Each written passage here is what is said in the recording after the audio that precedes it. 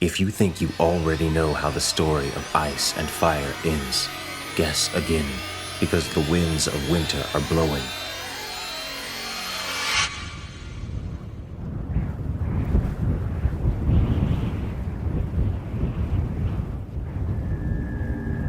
He saw Winterfell as the eagles see it, the tall towers looking squat and stubby from above, the castle walls just lines in the dirt. He saw Maester Luwin on his balcony, studying the sky through a polished bronze tube and frowning as he made notes in a book. He saw his brother Robb, taller and stronger than he remembered him, practicing swordplay in the yard with real steel in his hand. He saw Hodor, the simple giant from the stables, carrying an anvil to Mikken's forge, hefting it onto his shoulder as easily as another man might heft a bale of hay.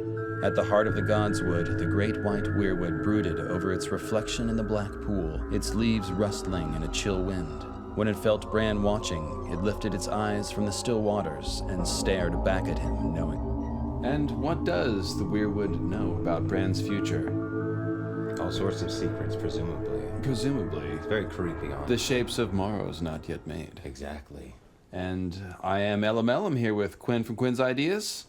We're here with yet another most anticipated plotline of the Winds of Winter, which is Bran's potential. How far will his powers go? Will he become the new three-eyed raven, and what does that mean?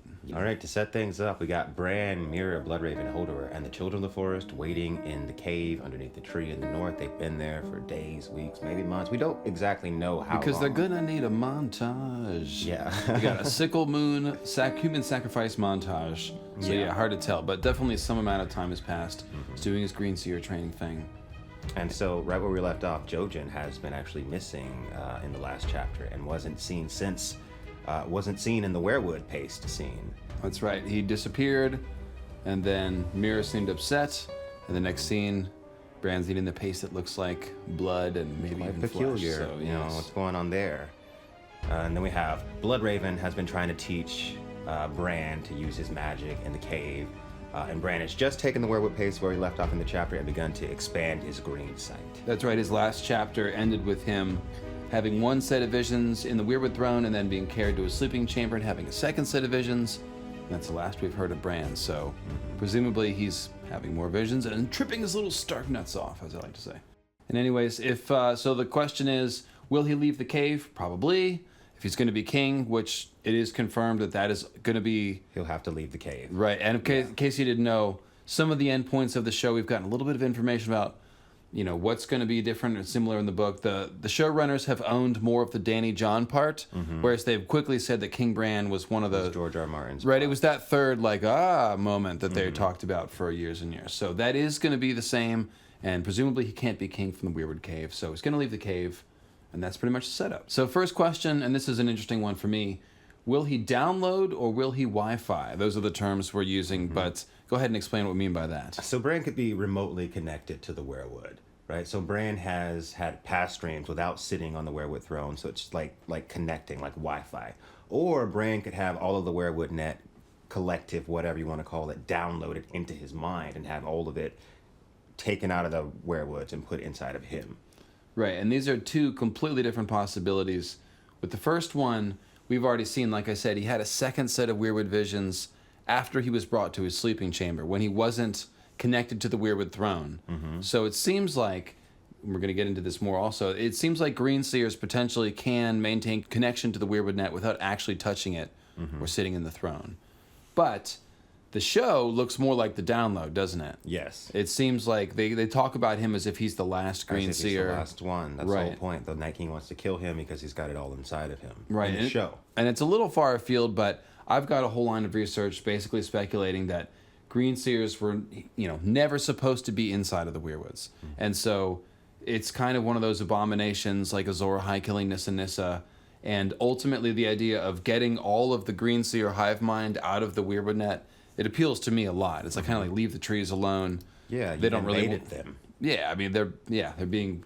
That's the joke about they're being called white trees, is they're actually being whited and essentially skin changed by the Greenseers. So yeah, I mean they don't look happy, right? No, they're like bleeding. They're usually like all like horrified and stuff. Yeah, so that could be a clue about that.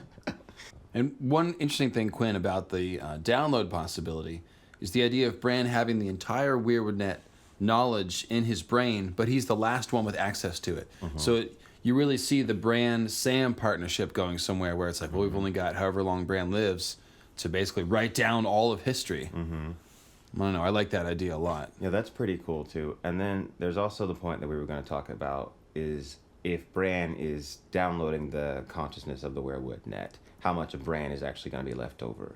Yeah, that was a little disappointing in the show. Yeah. His humanity was pretty much gone. Yeah. I'm definitely hopeful that we'll get a little... That there'll still be some Bran there, right? Well, because, you know, we do talk about how when Bran, like, goes into Hodor's mind, that Hodor's consciousness is kind of, like, pushed into the corner. So if Bran's downloading all of this, I guess, like, consciousness, whatever it is, I mean, is there still going to be space for the Bran personality? I don't know. We'll see. And because think about the way George writes, he always talks about the heart in conflict. And he set up these things that Bran has been wrestling with, like the Hodor thing. So for him to just become a robot, he doesn't really have any conflicts anymore. So just that sort of loyalty to the heart in conflict ethos makes me think that Bran is going to retain some humanity, and his sort of boyish innocence will probably be important in what plays out. So I have hope that Bran will remain a more interesting character than on the show, certainly. I was very disappointed. Even on the show, he wasn't a consistent robot. Like, he's like, oh, I don't need thrones. I am just the three-eyed crow. Oh, I'll take that throne. Yes, well, the Iron Throne, yes. It was very weird and inconsistent, everything they did with Bran on the show, like, after, like, season 5. It was like, I don't know. Yeah, so it's going to be one of the biggest things where even though we're told it's the same, we're going to get King Bran books and show, even though it's the same, it's going to be so different, right? So, again, don't think you know the ending because you've seen the show. All right. So the main question is Jojen alive? And the answer is no. Probably not. There's a chance that they could be bleeding him, and that he's not dead, but that's as far as I'll go. He's either being bled or he's dead. Yeah, I think he's probably dead. There's lots of hints in that last chapter of the sacrifice going on. They keep talking about the moon and the shape of it being as sharp as the blade of a knife. And then right at the end, Bran gets that vision of the sacrifice, and he can taste the blood. And then he had previously compared the blood in the Weirwood paste, as we mentioned before, to like the red in it to blood and maybe flesh and stuff like that. It's definitely all, again, it's a montage, and it's all run together. And in fact, the sacrificial blade in that vision is a sickle. Yes. Which is very, like the moon crescent, blade of a knife symbolism. So it's very obvious. All right, and then another foreshadowing for Jojen paste is the way that they eat frog all the way up to the wall. And in fact, at one point, they cook the frog in Mira's helm. So you have a Cranogmen helmet, which normally you're supposed to put Cranogmen heads in there, but instead we have frog soup. And we're eating it. And the Cranogmen are called frogs. So. And Bran even has a remark where he's like, he didn't really want to eat it, but he did anyway. So it's like, just like the Weirwood paste. Yeah, so that's probably a thing. Yeah. And then, of course, there was that line earlier where Jojen said to Bran that he wasn't the one that should be afraid, too. So that's also, an ominous indication. If I was going to be made into paste, I would be afraid. Yeah, right? So what do the children really want with Bran? Now, you, of course, have speculated about the more nefarious ideas. And I thought of you immediately when I saw King Bran, because you've been talking about the Children of the Forest and Bloodraven trying to body snatch Bran or use Bran, and then we see he becomes king. So I mean, they're obviously using Bran for his power. That's obviously key to why they've called him there. And if the Children of the Forest had run out of powerful Greenseers, and they come across Bran, or they know that Bran is coming, someone like Bran that's going to be powerful enough, and they could potentially transfer that consciousness into that body, then I don't know why they wouldn't do that. That seems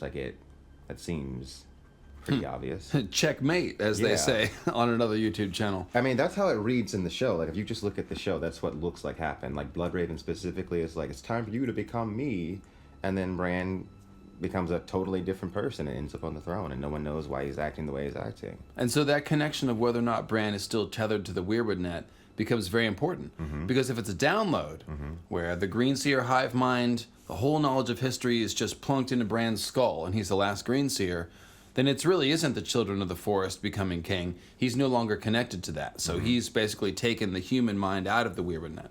But if he's still connected to the Weirwoods, then, and all the dead Greenseers, then that is a little more like the children winning. Yeah. So that's really creepy. Yeah. And either ending I could see as being like a very Martin-like ending. I mean, because, the children of the forest, they tried for so long to, like, coexist with man and to survive on, so maybe they just found a new way to do it.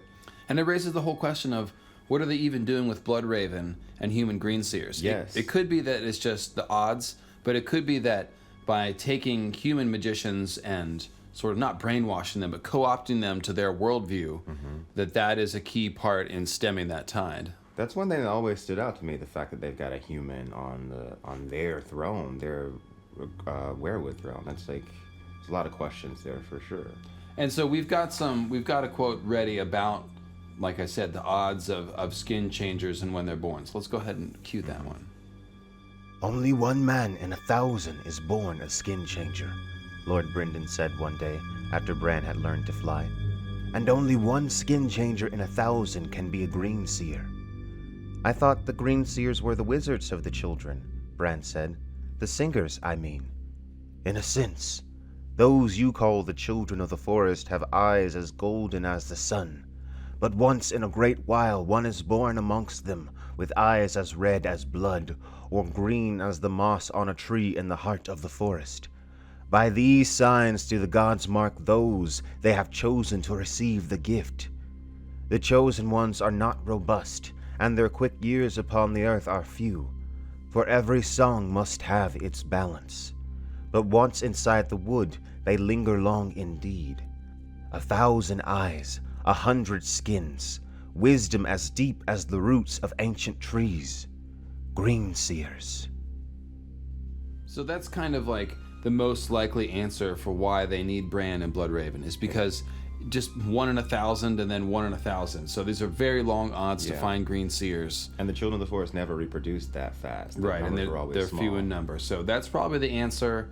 And it just shows you how rare Bran is, how special he is.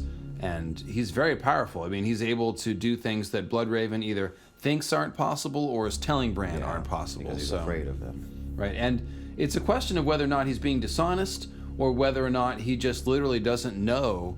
It could be either one. That Bran can do things that he can't. And so here's a little bit of a longer quote, but this is an important one to sort of get the feel of what Bran is doing. So let's travel back to that dirty, dark Weirwood cave in the frozen north and get some advice from Lord Brynden Rivers, also known as Bloodraven.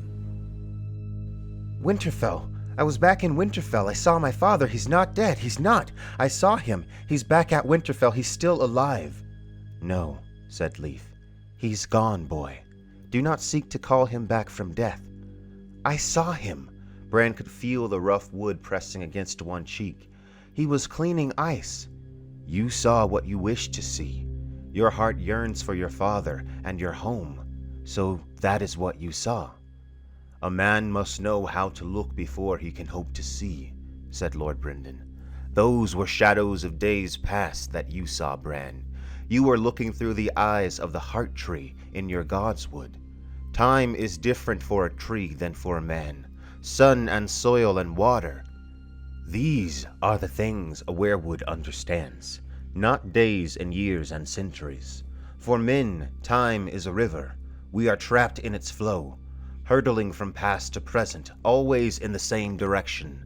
The lives of trees are different. They root and grow and die in one place, and that river does not move them. The oak is the acorn. The acorn is the oak. And the weirwood. 1,000 human years are a moment to a weirwood, and through such gates you and I may gaze into the past. But, said Bran, he heard me. He heard a whisper on the wind, a rustling amongst the leaves. You cannot speak to him, try as you might. I know. So this is one of the most interesting passages because, like you said, we don't know if Bloodraven is lying or just doesn't know. But it does seem like the children of the forest are pretty excited about what's happening here. Yeah, and Bran, like you said, he's already whispering to people both in the past and in the present. In the Weirwood dream, he was flying all over the world and seeing a shy in the heart of winter. And there's that whole, don't raise the dead because that's totally impossible and very bad. And you should never do that. And so, yeah, it definitely seems like Bran is headed towards, unprecedented feats, things we haven't seen or heard of. Because, it does seem like Magic 2 is on the rise. So maybe things that Bloodraven couldn't do back then, Bran can do now. because there is kind of like this resurgence going on. And also, Bloodraven is very old. He's very old. It's very old, so. So I actually did a whole King Bran series, and I talked about the precedent for Greenseer kings, and skin changer warg kings, and what kind of gnarly stuff that could be, mostly thinking about the wolf pack and ravens and animal control and stuff like that. Yeah.